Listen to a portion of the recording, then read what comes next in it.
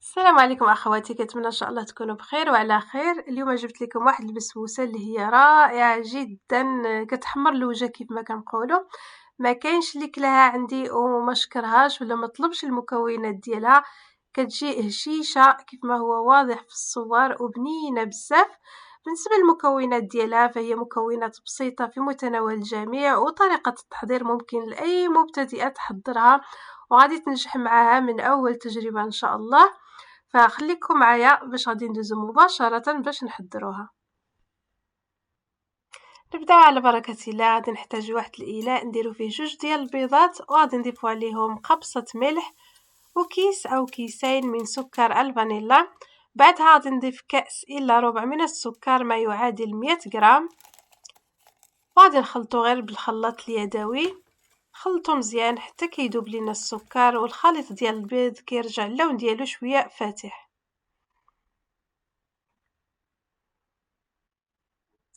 بعدها غادي نضيف اليوغورت. عندي هنايا العلبه من اليوغورت الطبيعي حجم ديال 150 غرام، نقصت منها واحد المعلقه كبيره وتبقى تقريبا واحد 120 غرام. غادي نضيفوها للخليط ونستمروا في الخلط المكونات مزيان. وبعدها غادي نضيف واحد نصف كأس من زيت المائدة ما يعادل تقريبا 75 مليلتر.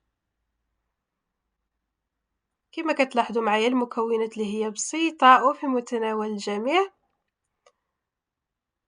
دابا ضفنا كل السوائل، غادي تبقى لينا النواشف. عندي هنايا كأس عنبة الا ربع من الكوكو ما يعادل 50 غرام. انا هنايا الكوكو كنطحنو في البسبوسه دائما، خصوصا اذا كان الحجم ديالو كبير، ديك الحبه كبيره من الاحسن يتطحن.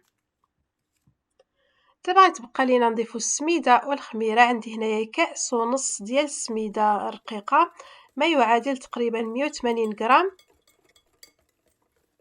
وهنايا نبقاو نضيفوه شويه بشويه للخليط، ما نضيفوهش دفعه واحده حيت انواع ديال السميده كتختلف. الاحسن تبقاو تضيفوه شويه بشويه وتشوفوا الكثافه ديال الخليط.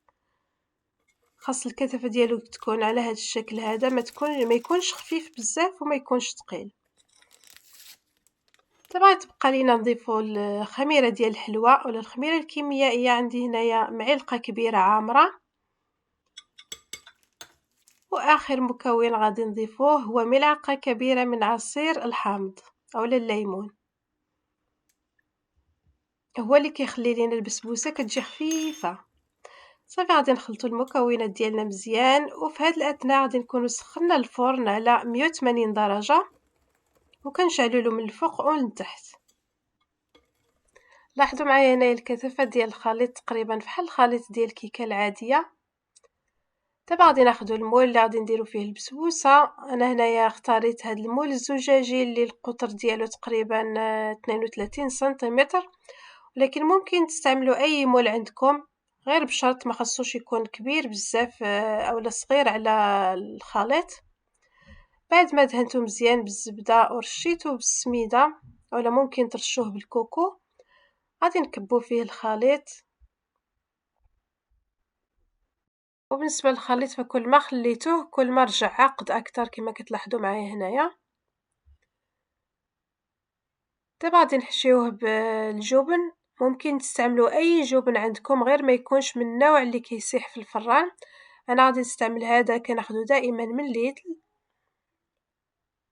غادي ناخذه بملعقه صغيره بهذه الطريقه هذه ونديروا طريفات صغارين في وسط الخليط.